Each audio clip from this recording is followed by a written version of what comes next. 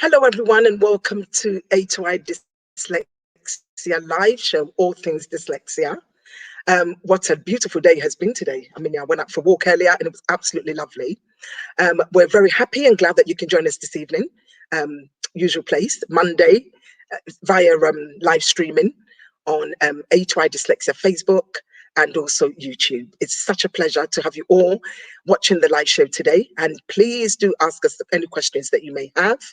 Do share and do subscribe to our YouTube channel. Yes, so we are here today and we're talking about all things dyslexia. My name is Elizabeth Tetchi and I'm the founder and CEO of A2I Dyslexia, also known as Aspire to Inspire Dyslexia. Someone once contacted me and said, what does A2I Dyslexia mean? It literally means aspire to inspire dyslexia. We do aspire to inspire dyslexia. I know I certainly do. So if you've joined us now, I would like to say very warm welcome to a very warm welcome to you. Oh, that was a bit of a mouthful. Managed to kind of get it all out.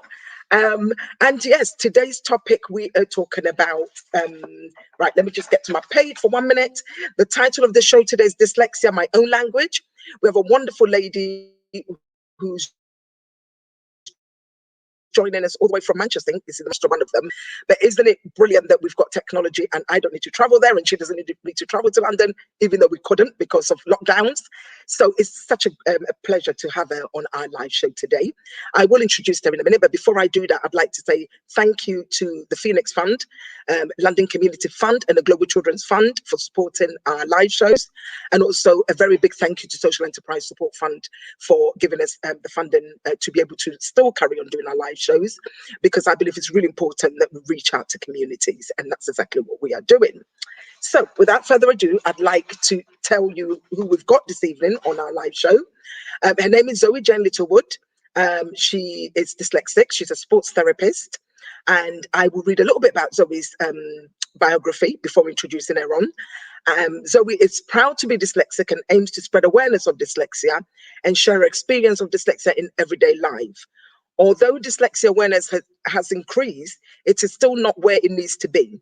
Zoe is passionate about starting conversations about dyslexia, highlighting the strengths that it holds and showing how your dyslexia does not have to hold you back, but excel you in greatness. Now, please welcome Zoe-Jane Littlewood.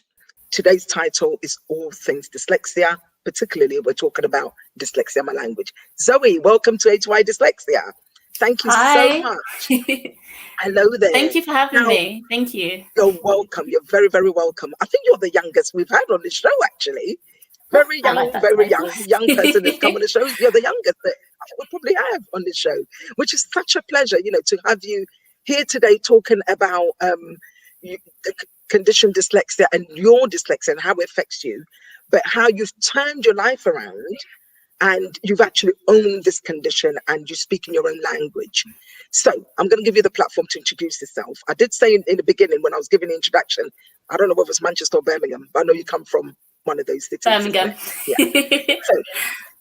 Right, okay, so all yours now. Please tell us a little bit about yourself and why you were passionate about talking about dyslexia. So, hi guys, my name's Zoe. Like Elizabeth said, I'm a very proud dyslexic person who went to university, which I can't believe. I really nearly never went. I didn't believe I could do it, but I did. I've become passionate about dyslexia purely because growing up, I didn't have any dyslexic people to talk to. There was no, what's the word I'm looking for? There was no inclusion. There was no representation. That's the word. There was no representation for me to relate to. Therefore I was like, okay, I'm someone who can do something about this. I'm very open and willing to have conversations, and that's kind of what sparked the interest into dyslexia and why it's not spoken about so much. So like I said earlier, I really want to thank you for inviting me onto the show today.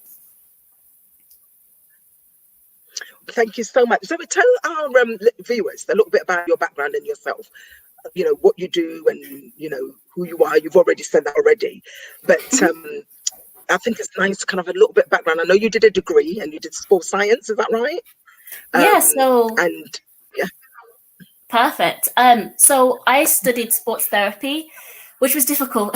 I actually, growing up, had a passion for sports, always have done, and it was one of the areas I truly could succeed in. I wasn't great academically and still hold my hands up, I'm still not great, but it was one of the fields that I was actually able to excel in. So I was like, you know, I want to take it further. And I thought my dyslexia would hold me back, but lo and behold, it did not. I graduated from uni 2019 with a 2-1.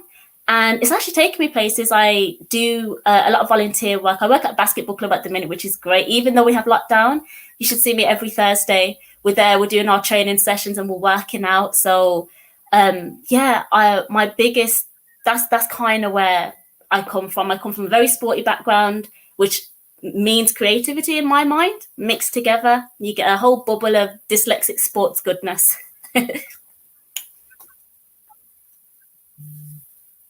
Of course. Thank you so much for that, Zoe. I'm going to dive straight to my first question, or shall I just go to the second because we've done the introduction now? So what are some of the coping mechanisms that you have used in your everyday's life to kind of overcome dyslexia? What are some of the coping mechanisms that you've used? That's a good question. To be honest, I have quite a few in it. To be honest, it all depends on how I'm feeling. You all know, having dyslexia, some days are better than others. Some days I'm on it like a car bonnet, and there's other days where I just can't get my words out. The words at the tip of my tongue, but it just doesn't come out at all, and I'm just stuck, and I'm like, oh, darn, it's just not one of those days. One of the things that help me when I'm going through one of those is, it's quite funny actually, I save all my contacts on my phone. They all have a very specific image to it, so an emoji. When I'm not really having the best of days and nothing's going to plan, I need things I can relate to. And one of the things that I do is having an emoji next to the contact, so I know, oh, okay, this is this friend and this is this. That's just one of the little things that help when things aren't going too great for me. Another thing I actually tend to use, which I know a few dyslexic people do as well, are like green screens or anything that helps me with my visual aid side of things. I definitely find it helpful and would suggest, like, if you're someone who is dyslexic, maybe give it a go. It doesn't help everyone and it doesn't affect everyone. Not all dyslexic people need a green screen, but that's one of the things I definitely do use, and I use it on my computer screens. I use it on, like, in paper form. That's something that I really find has helped. But I would say my biggest coping mechanism, if we can call it that, is coming to terms with it. It's a bit awkward to word it as a coping mechanism, but before I was able to cope and to understand what dyslexia was, I needed to accept it. And it took me a long time to do that. I was very in denial. I didn't like a lot of people. I just wasn't in the right state of mind because I was like, why do I have this issue and no one else? Because honestly, growing up, it was just me. So my biggest coping mechanism was educating myself and learning this is dyslexia and there's nothing wrong with it. Like, everyone thinks of dyslexia and they're like, oh, it's a learning disability. Why is it a disability? It should enable you to do things. You shouldn't see it as disability because it's not disabling you. It doesn't stop you from doing anything. In fact, it actually enables you to do much more things than you ever thought you could do. And that's one of the biggest things that's actually helped me cope with my dyslexia, is actually just taking it by the ears and rolling with it. That's what's really helped me to become who I am and shaped me as a person. Yeah, thank you so much for that, Zoe. But I'm just going to go back a little bit because I just want to find a little bit about, like, when you were growing up with dyslexia. What was it like for you, and what age did you get diagnosed, and how did your parents kind of receive that news when you were told you've got dyslexia? So growing up, so to give you the background, I was diagnosed in year 6, 7. So luckily, much earlier than most people, but again, still not early enough because I went through primary school struggling. I'd go back to my mom. I'd be like, Mom, I can't read, I can't write, I don't get it. My mom is also dyslexic. Hi, Mom. So she shares what I share. Just sadly, she has it a bit worse than me. So we both was kind of in this very awkward position where she knew her daughter needed help. And sadly, she'd go to the school and wouldn't get anything off them for a while. It was always, you really got to push. And that's a stereotype or something I want to get rid of. Why do you not help parents to better their children? Because we are the future at the end of the day. So why are you not helping us to better ourselves? But I found out in year 6, year 7 kind of, and it was hard. Like, I it was good in a sense because I understood why I wasn't able to do things. But at that moment in time, it didn't help because no one sat down with me and said, okay, Zoe, this is dyslexia. These are the things you might struggle with, but these are also your greatness. No one had that conversation with me. So I was just there like, okay, I'm dyslexic, have no idea what it means, but all I do know is that it means I can't do this and this very well. But after learning what I wasn't so good in, I was able to learn what I was good in. Like, it made sense as to when growing up, why I was really good at like dancing and arts and sports, was because that was my creative outlet. They say dyslexic people are very creative people that can take a form of being a poet, being an artist, being anything. For me, I felt like my calling was kind of like sports and dance, and I felt happiest doing that. You could give me a script, best believe I've remembered that and I'm ready to show the world what I can do. You put me in a school setting, you ask me to write something, it's just a whole new ball game. And I really struggled purely because no one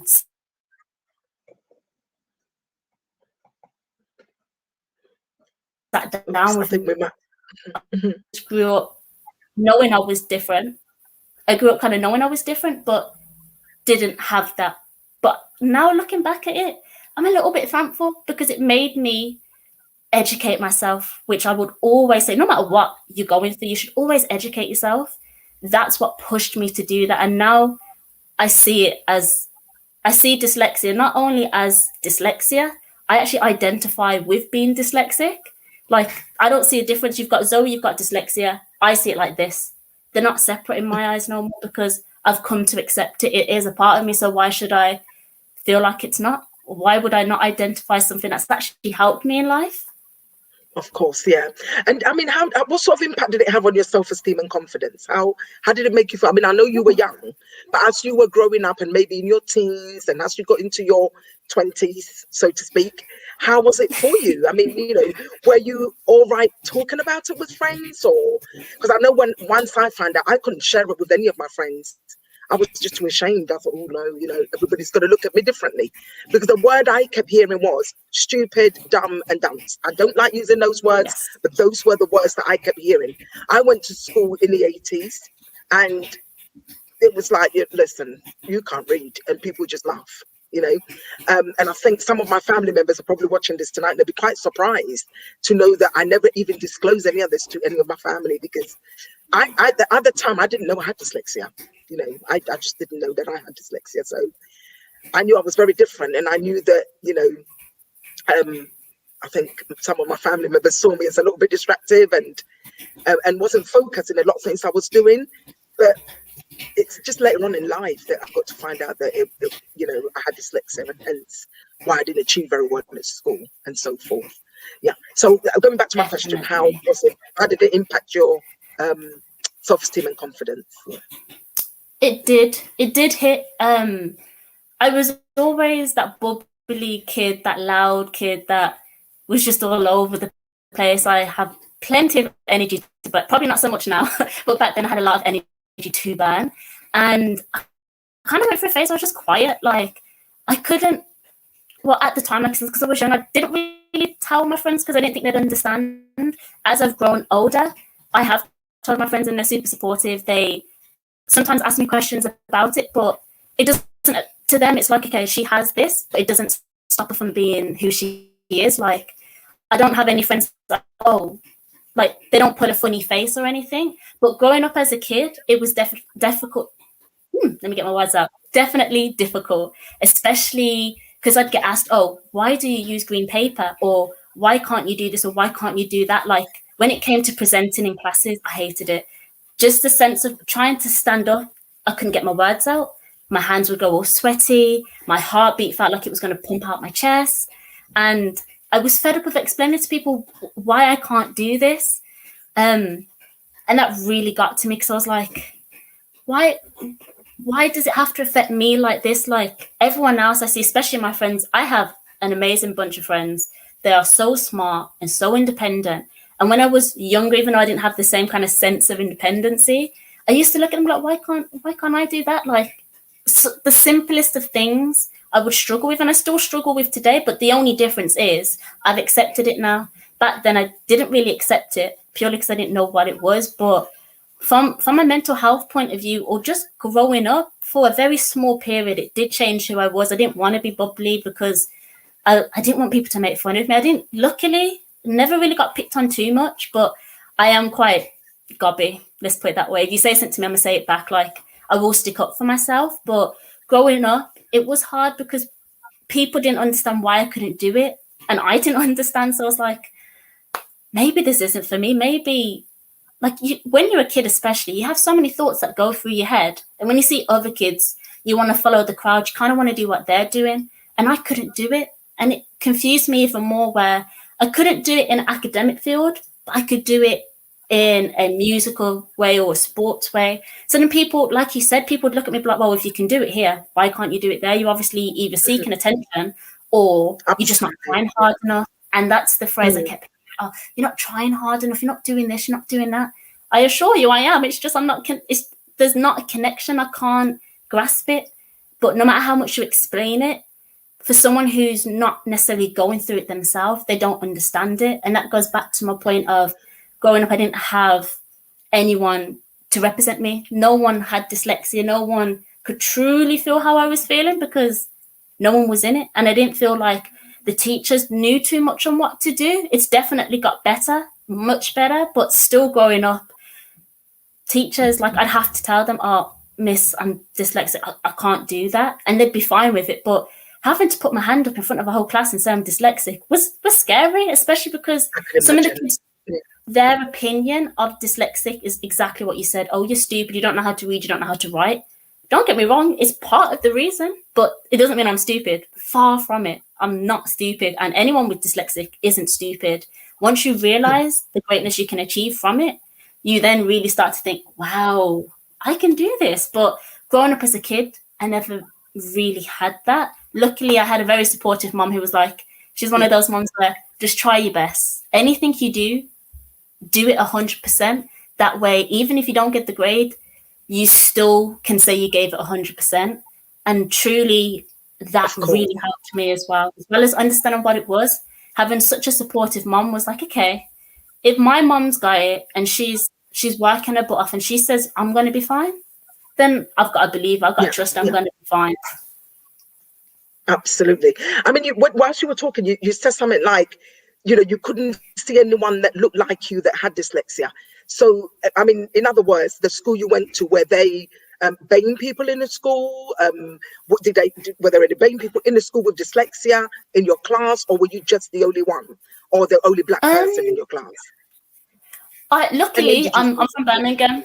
I'm from Birmingham, so we have a wide range of people, which is great to see. So inclusiveness in a sense of races, colours, all of that good stuff. I wasn't left alone. We had many other people that looked like me, but there was no other dyslexic people, whether they just wasn't diagnosed or they just didn't want to speak about it. I'm not too sure, but growing up, literally, throughout my whole educational career, you want to say, I was the only dyslexic person. Like I said to you, the first time I sat down and had a conversation with another dyslexic person was with yourself, and we spoke for hours, because when you speak to another dyslexic person, it's like a connection. Like, I feel like I've known you my whole life. I can tell you everything, and there's a real sense of belonging, which I didn't feel before. Not only do you kind of look like me, but you share what I have. And I left that conversation, like I said to you, so happy. That what was the first thing I did? I rang my mom and I was like, Mom, there's other people like me out there. And honestly, that's really easy to forget. It's super, super easy to forget that there's other dyslexic people out there, because a lot of people grow up either not seeing many, or we do see many, but they're superstars and they've worked their butts off to get there. But I definitely think we need a few more just regular Joes on the scene, like regular people like you and I. I'm not no movie star. I'm not no, I haven't done anything great yet. I will, but at the moment, I haven't. So I think people like you and I, it's really great to have out there, because little old Sam can be like, oh, she kind of looks like me and she's dyslexic. Exactly. So exactly. That's what we bring across. And like I said, that's why I'm so glad you offered to do this, because you've created a platform where people can see that we're just regular people. We have dyslexia, but we're going to do greatness. You've already done greatness, and I wish to follow on a similar line. And I hope anyone watching this who is dyslexic sits down and think, you know what? If those two can do it, I can do it. Because truly anyone can, because dyslexia will not hold you back. It will actually do the opposite. It will push you forward in many ways. Yeah, and this is one of the reasons why we always hammer on and keep going about how important it is for a lot of people of color, Black, people of how can I put it, BAME community should really should talk about these conditions. I know it can be in a place where you may feel a bit embarrassed, or your community might sort of look at you differently, or even like the family you're from may say, actually, no, don't really believe in that. It's not, don't own it. I mean, I know I'm from a Christian background. I know Christian people that would say, look, we rebuke it in Jesus' name, and that would never happen. And I'm saying this because I'm from a Christian background in the church I go to and things. But you and I know that this condition is real. It can either hold you, it can either make you or break you. And I always say that the representation of Black, Asian, Chinese, no matter what background you come from, it's so important to share the story. And this is going to give me the opportunity to say to anyone who's watching, if you are interested in appearing on A2I Dyslexia Live show, no matter what age you are, I said no matter what age, but we do still say from 18 upwards. We would occasionally, if it's a parent and a child coming on the show, that's fine. We'd need consent for that. But we would really encourage that, people come and talk about their experiences and living with dyslexia, and how successful they become or how aware they've become of it. And one thing I think is so great about what you're doing, Zoe, and what really drew me to say, look, we need Zoe on the show, was the fact that you're very young and you're really willing to kind of spread the awareness of dyslexia in every which way you can. And that's just so phenomenal, because we don't really get many young people that would come on a live show. I don't want to disclose your age, because you may not want me to. So we'll keep that, secret for now. But I know you're very, very young, very young, and you're so openly talking about this condition. I mean, I've been at certain colleges or universities, or particularly a college that I spoke at some time ago, and it was full of young people, and they were engaging, they were interested.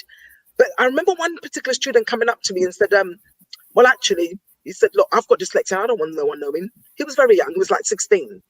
And I get that. When I was 16, I probably would never wanted to talk about this, because you don't know how people will look at you, or the judgment of how people will judge you, or so forth.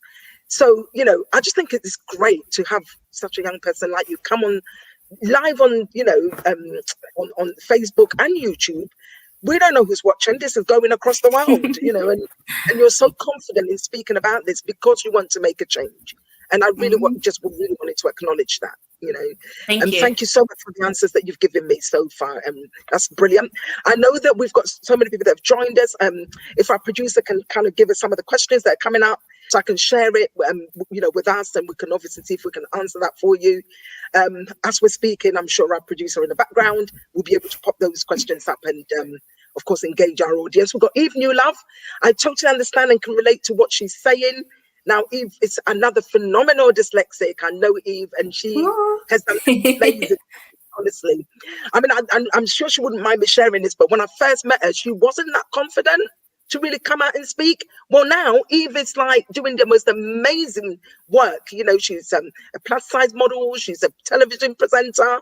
She's, and I knew she would do it, but initially she was like the confidence to be able to come out and do this. I mean, she was diagnosed with dyspraxia, and she doesn't mind me saying this because she's actually been in some of our videos to promote some of the work we do. And she's absolutely phenomenal. And please, if anybody's listening or watching at the moment, do Google Eve Newlove, and she does a program called Gold Diggers, and she talks about entrepreneurship and so forth, and she is phenomenal.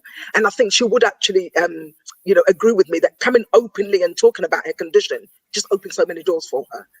And she's so amazing. She's such an inspiration to the dyslexic community. Thank you so much, Eve, for joining us this evening. Thank you. Thank you so much. And again, we've got Wendy, who says thank you. Wendy's joined us and said thank you so much for talking about this openly. We would encourage a lot more BAME, Black, Asian, to come and speak to us, because our community, we are not speaking about these conditions. We're kind of holding back, and I'm thinking of our children's children and children, who want to see the representation that, yes, you can be from an ethnic background and still have this condition, and that we can give them the help they need, and they can become future politicians, they can become future lawyers, doctors, solicitors, and so forth. And I'm not saying they can't without telling the world, but however, it just makes you feel a lot more confident. Before I actually started talking about dyslexia, the only representation I could see didn't look like me, and that's why HY was set up. I thought, look, come on, there must be some black people that have got dyslexia out there. Exactly. And when I did eventually find someone, which is Dr. Tracy Johnson, who's been on our show, talking about her journey with dyslexia, and she's in America, I just thought, it's about time I came out my shell, or get rid of my demons, as they call it, and be able to, talk confidently about this condition. Because the more I was like hiding it, the more was like affecting my mental health, and that I can 100%. I totally agree. Like, the only reason why I'm able to be so bubbly, so confident and comfortable in talking about it is it goes back to being like early recognition. I knew I had it from a younger age. So it grew with me. I wasn't someone who found out when they were a bit older, because I do find I can understand why it'd be harder for someone who's a bit older to then be told they're dyslexic. When you're younger, you can grow. It grows with you. My dyslexia grew with me to a point where we're two of the same, like we are the exact same. And that's only because it grew with me. I was able to understand what it was, understand what I was good at and probably not so good at. It was a whole learning process, but it grew as I grew. Now that I'm older, that's why I'm able to be so open and comfortable with it, because if I don't say it, who's going to say it? Like, I totally agree where we need this conversation. It can be a bit scary, but no one's going to judge you. Like, I can openly say I'm dyslexic in a conversation and feel nothing about it, because no one can say to me, oh, but being dyslexic, they can't tell me the downside of it. Yes, there's bad days, but I still don't see that as a downside. Something positive will always come out of your dyslexia. And that's why we're here today. Like, one of the things we spoke about before was what I'm doing right now. I'm guessing everyone's noticed I move around quite a lot, and it's natural. It's really natural for me to do, and it's a way of how I express myself, and there's nothing wrong with doing it. I just feel comfortable in expressing myself, and there's days where I might say something that doesn't make 100% sense, but you kind of get my gist because I move around quite a lot, or my face will say everything because I'm very expressive in my face. And I think that's an ability us dyslexic people have. We have the ability to be really expressive, like we can use our expressions, and that's something that's really special. It's something that we can do, and I pride myself in it. But like when we had the conversation before, there is downsides to it. Ages ago, I had a job interview and I was confident, I was outgoing, I was bubbly, I was talking just how we are now. But doing this to them came across as aggressive. It came across as it wasn't professional. It wasn't this. It didn't meet their expectations. And I was like, but surely if everything I'm saying is ticking those boxes, why should it matter what my hands are doing? I get it can be a bit distracting to someone who's not used to it, but it's not changing what's coming out of my mouth. So why should my expressions hold me back? And that's something as a dyslexic, like that's an experience I had where I was like, damn, why do people have such a bad view on dyslexia? Like, this is a part of my dyslexia. Moving my hands is me, is what I do. There's nothing wrong with that. But to other people, they don't see the good side in it. And it used to baffle me. And like when we spoke about it, I realized you move around a lot as well. I'm like, okay, it's not just me. I'm not just I'm just not a crazy curly headed girl. It's something we do. It's normal. Yeah. And it was so nice to see that. Absolutely. And to be honest with you, Zoe, even though obviously the camera's halfway up to here, but if I speak and I don't use my hands as gesture, nothing will make sense. Because as I'm speaking and I'm using my hands as I'm speaking, obviously it's down here now, everything is so clear. But when I can't express myself, then it's like, I mean, some people talk with their hands down and I'm like, oh God, how did I do that? Because I find it difficult sometimes to find the words to explain what I want to say. So by using gestures or my hands, it's a way of speaking. I know someone's written a book on dyslexia and hand gestures. And I know that sometimes certain jobs, when you go for interviews and so forth, see that as like, oh, actually, there was too much movement going on. But I think, I could be right or wrong, a lot of dyslexics probably use like their hands to talk, because it's the only way you can get your point across when you're speaking. And I guess this is why dyslexia is your own language, by the sort of stuff, that the hand gesture and so forth that you would use when you're talking. Now, let me just quickly go back to some of our viewers and see some of the comments that they've put up. I think I saw Marcia, who put a message up saying that I 100% agree. Representation does matter. Marcia is amazing, phenomenal author. She also worked in special education needs. She's also been on our show, like our live show, with her mum. And Marcia also does a lot of work with community, Waltham Forest Dyslexia Association, and she really drives, the fact that culturally, from a cultural perspective, a lot of Black people may not talk about dyslexia and so forth. And she's actually, maybe I shouldn't have said it, but she is in the middle of writing her book, and one day we'll all get to read that. And to be honest with you, there isn't many authors who have written books who is Black, or who, I hope I've used the right English, and author and written about dyslexia. I know that when I was looking for a book, there was only one I could find at the time, and that was written by Asha, which I can't remember her surname now. And I think Marcia's doing amazing work, as much as she can on her end. Thank you, Marcia, for joining us. Again, if our producer can kind of let us see more of the Daisy, was an amazing, phenomenal lady who, again, have done amazing stuff to do with her dyslexia. She, we're going to have her in our events. I don't want to spoil the surprise. But Daisy, thank you so much for joining us. Thank you very much. Yes, thank you. Wonderful. And any more comments that come up, of course, I'd be more than happy to read that. So moving on swiftly now, Zoe, I mean, you've spoken about how you use your dyslexia to your strengths. Now, everybody talks about dyslexia is my superpower. Dyslexia is this, dyslexia is that. And sometimes I sit back and I think, really? Okay, sometimes when I can't spell, like something like Elizabeth, and I'm thinking, okay, and I really struggle with my own name. Trying to spell my own name can be a real battle sometimes, because it's quite a long name. And I really struggle to do that. And then sometimes you see like, oh, dyslexia is my superpower. Now tell me some of the things that you really struggle with, and some of the things that, in a day you think, actually, I don't know if I can cope with this anymore. Because we all know that we talk about the strengths of dyslexia, but there is also a real difficult side of dyslexia that can be a real battle for us as dyslexics. So, if you can share a little bit of that with us, that'd be great. One of the things I really struggle with, a big one, I pretty much think all the dyslexians, is that even a word? But all the dyslexic people out there will know is left and right. I struggle with left and right constantly. It was quite funny. Recently, when I was on LinkedIn, I seen someone put a article up where a girl had got left and right tattooed on it, which I thought was quite funny. But it's something I still struggle with. Like, I have to do this, and I'm like, okay, this has the letter L, so this surely has to be left. That's one of the things I really, really struggle with. Also, just simple tasks where reading the time, I won't read it as like 1933. It might be 33:90. Like, I'll just switch it around. Even when reading, I'll read a book and I'll come across a word and say a completely different word as if it's normal. It's like, oh yeah, that word was there. But these are the very minor things, but they really irritate me because I'm like, okay, I've accepted my dyslexia, but why do I still struggle? Like, even though I know I'm going to struggle, you have it in the back of your head where, like, why do I still have to struggle with things? Like, surely I'm working hard enough not to struggle.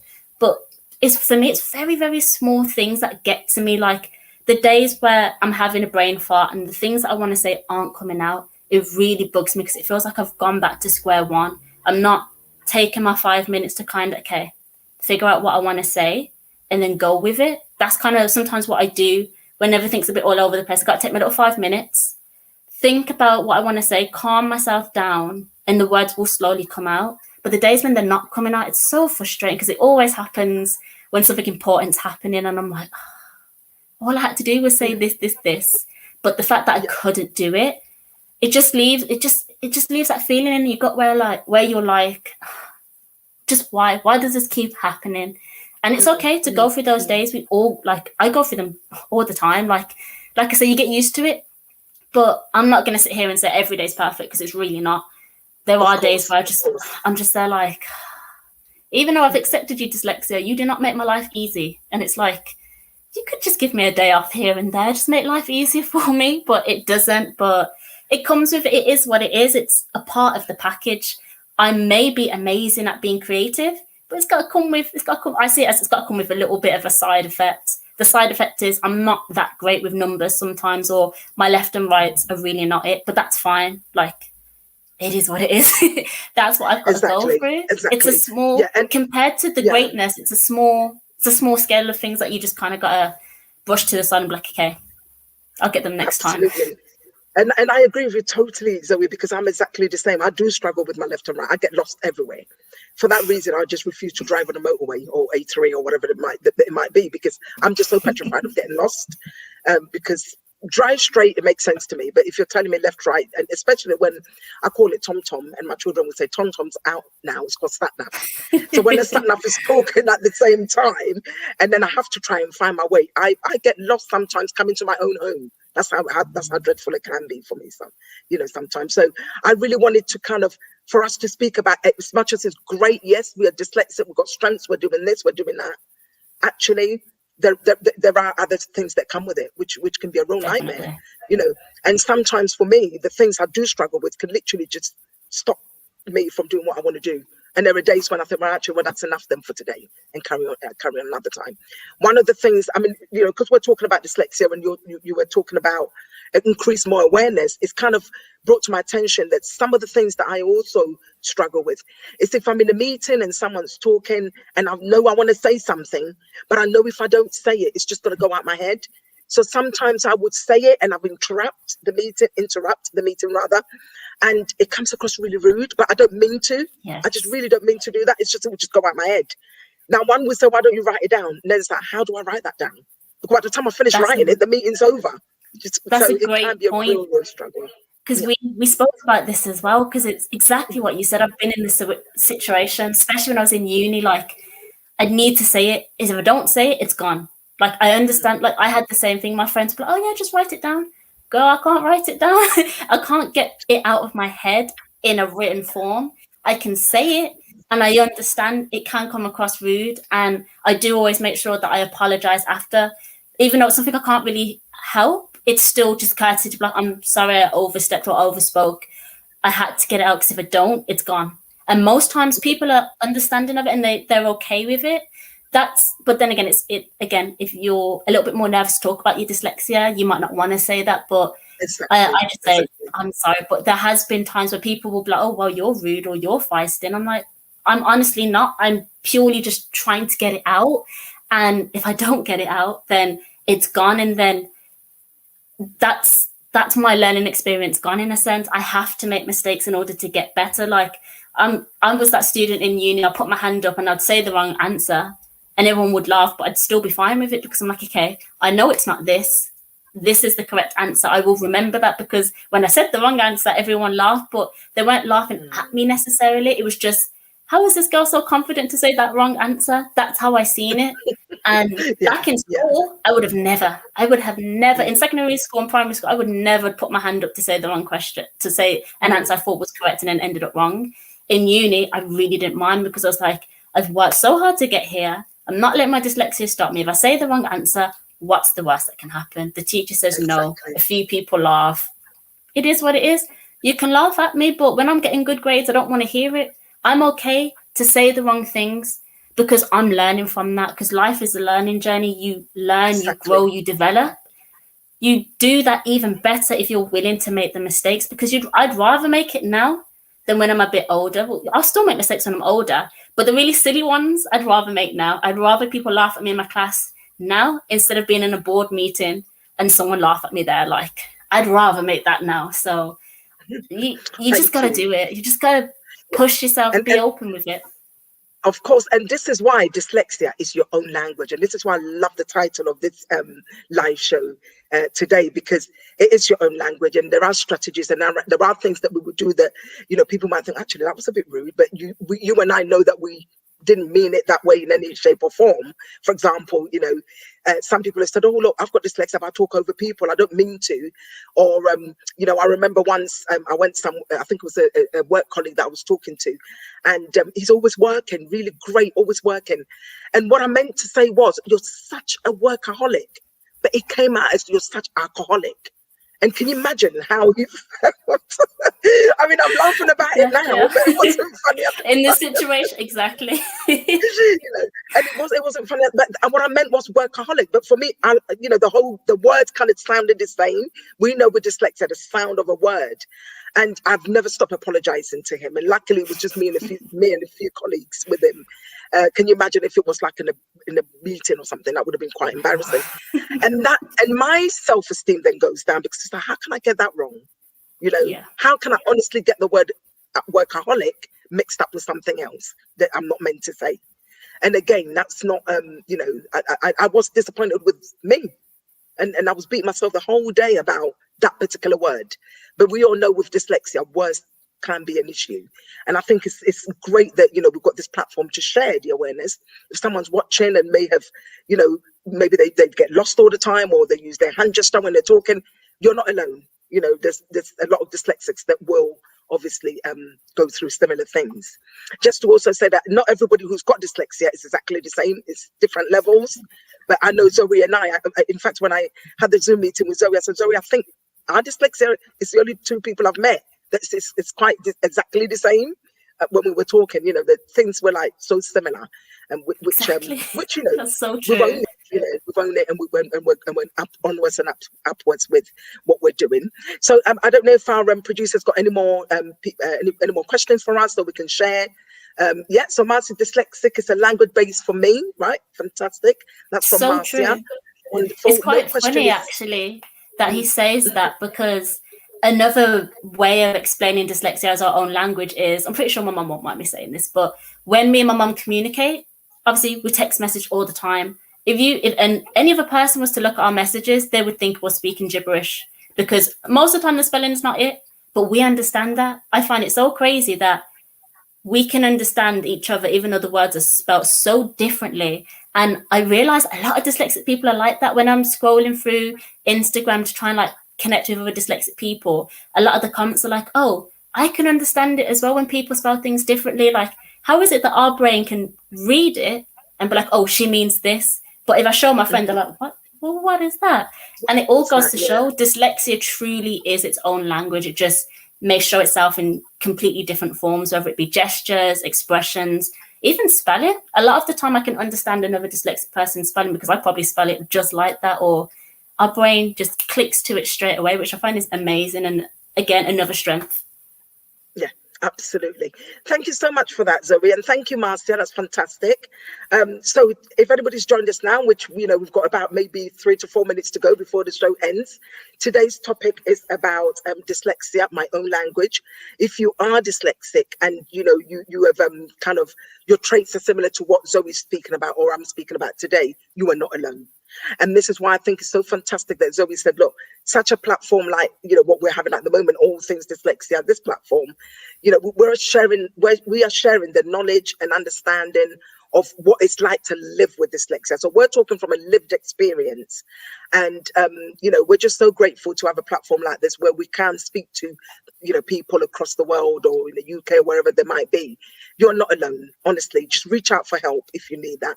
Now, Marcia's just come back and said, I sometimes cannot find words, and to change the whole sentence, and we change the whole sentence. See how I struggle to read that? Yeah.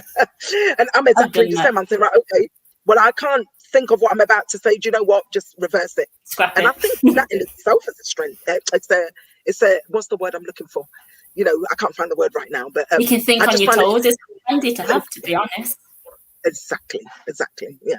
So thank you so much, Zoe. Thank you, Marcia, for all the sort of engaging with us online. And again, if you've joined us, we are talking about all things dyslexia, titled Dyslexia, My Own Language.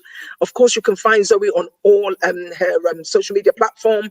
Zoe is young and she is willing to make a change within the dyslexic community. She wants to spread awareness, and I'm very, very pretty sure she will do so well, you know, engaging with the dyslexic community and letting people understand that you're not alone. It's not something to be ashamed of. Please don't live in denial, because I know what it's like to literally be on your own and think, well, hang on a minute, my peers are moving on, people are doing really well. Why am I stuck here? Why am I just on and off the benefit system? Why is it that when I go to any form of education, I'm not catching up and I will drop out? Why am I chopping and changing jobs all the time? you know, and again, it's just important to understand that it's great to go for the help. Now, Zoe's sitting here today because of going, you know, the help that her mum got for her when she was younger, and she's able to talk freely about dyslexia and all the other specific learning difficulties that she might have. And I am very grateful for walking through to South Bank University, I don't know, I think 18 years ago now, and just saying, look, I'm here to learn. I know not everybody will go the education route. As a result, dyslexia was picked up. I would never have found out about dyslexia. And I would have been living my life every day thinking, why doesn't it work? You know, and it doesn't just affect us in the education settings. I mean, friendship, relationship, you know, all sorts of things. Dyslexia can have a huge impact because, you know, people just think that it might be just reading, writing, and spelling. It isn't. There's a lot more than that. And I just think that it's really great that people go for the help that they need. We just had Heather, who joined us. Heather, thank you so much. Heather is one of my very good friends, and she's a psychologist, and she is just so passionate about what we do. She's just put here a wonderful conversation. Thank you so much, Heather, Thank you for all your support and everything that you do as well within the community. And I think Daisy just had a question come up just now. Well, that's a new one for me. Dyslexia is my own language. There you go. So, great stuff. That's really wonderful. Just before we go, Zoe, have you got any tips or what's the word I'm looking for? Any top tips for someone who has been diagnosed with dyslexia, but just don't know what to do? What sort of help, what sort of advice can you give to any young person? Yeah. And when I say young, I'm talking about maybe 18 and you know, like going to uni age or whatever. Or even younger, to be honest with you. What advice have you got? Yeah, I've got some. My first one, like I said earlier, education is key. Now, I don't mean education in like the educational field, but educate yourself on what it is. Find other people like you. Learn what dyslexia is, because like I said, as soon as you understand, you'll understand how great you can become and how many doors it opens, like bit by bit. Even I'm still learning, like, but the more I learn, the more intrigued I get, and the more I'm like, wow, this makes sense. And I honestly think when you start to educate it, it rolls back onto the topic of you then start to accept it a bit more, because like Elizabeth said, you then know why you couldn't do things. And it's that knowing that gives you that, okay, I know what I'm doing. So that's one of my tips. My second one, which I know is easier said than done, is don't beat yourself up about it. I still do it every now and then, but when you first find out you are, it's very easy to think my life's over, I can't do this, I can't do that. But I honestly think you should try and see the positive in it. Positives being you are so creative, you are so powerful, you're able to do things not everyone can do, and you'll learn that as you progress. So I would definitely say don't beat yourself up about it. I will put my hands up, easier said than done. But I definitely think once you start to grasp that idea, it'll become easier. And my last one, just kind of touching back what Elizabeth said, you're really not alone. Yes, you may not always see someone who looks like you, but there's many dyslexic people out there. And the best thing now is that there's more people that will look like you. Once we start sparking conversations and people get to see us and our voices are heard, hopefully that gives you a feeling of a sense of belonging, because that's exactly what I felt. As soon as Elizabeth reached out to me and we had a conversation, I was like, wow, I do fit in somewhere. And we're so far away. Like Elizabeth said, I'm from Birmingham. It's crazy that the internet's been able to make us do this. But I definitely think knowing that you're not alone is a really, really key one, because that then gives you that sense of, okay, I'm not alone. I'm not the only one that goes through this. There's multiple people out there, and you can always contact us. Like I'm always here if someone wants to talk about it, because it's quite interesting hearing other people's dyslexia stories, because they can vary. Some people are super good at English and okay with writing things. It more so affects them in their daily life. And then you can be someone like me where academics just is not my forte. I hold my hands up. Didn't stop me from going to uni. You can still do it. But I excel in other things, and that's fine. So those are my tips, really. Take it by the ears and become something great with it. It doesn't have to hold you back. It can, like I said before, it will excel you as long as you start to understand and no, you're not alone. That's the best thing, a sense of belonging. And we can give that once you have a conversation with someone. It's like a weight's been lifted off your shoulders. You're like, there's more people out there. So you're not alone. You've got all of us here, and we're all ready to speak and grow the dyslexic community and take it to greatness, because we are all great. We can all become something so amazing. We just got to do things slightly different to the average person. We may take longer. We may have to go the long route, but we'll still get there in the end. It doesn't matter. We can do it, basically. Those are my 3 tips. Fantastic. Thank you so much, Zoe. Wow. I just think it's just, I don't know what to say. It's just so great. So great. Thank you so much for coming on A2I Dyslexia Live Show, Zoe. You've been absolutely phenomenal. Now, our last question just before we go. I think, right, okay, well, what Dr. Heather's done for us, actually, what Heather's done for us, she's written down all the things she says. She's such a great writer, an amazing writer. And that's what we're speaking. She's written all that there, so anybody can just go there and have a read at it. She said, educate yourself, learn what dyslexia is, don't beat yourself about it, see the positive, you are creative and powerful, you're not alone, there's many dyslexics out there, you do belong, there's a community that love and accept you. That's so amazing. She hit that right on the head. So much. You nailed it right on the head there. And I think this brings us to the end of the show. Zoe, I just want to say thank you so much. Whatever you decide to do, and I know what you want to do, you did say, look, I want to reach out to the dyslexic community. I want to spread awareness. Listen, A2I Dyslexia is here to back you in anything you want to do. We're 100% behind you. Keep going, and you will change people's lives. I know that for sure. Thank you so much to our viewers for joining us. Today, we have gone over time slightly. Must apologize for that. Such an amazing topic. I could talk forever. It's so great. So we look after Thank you so much. So much. Thank you to our viewers for joining us this evening. I say this evening because I'm in London, but wherever you are, thank you for joining us. We'll be back next week, same time, same place. If you want all your dyslexic needs, please visit www.hydyslexia.org.uk. Thank you. Have a fantastic evening. Thank you very much. Take care. Thank you, See you next week. Same See you later. place. Bye. Bye for now. Bye.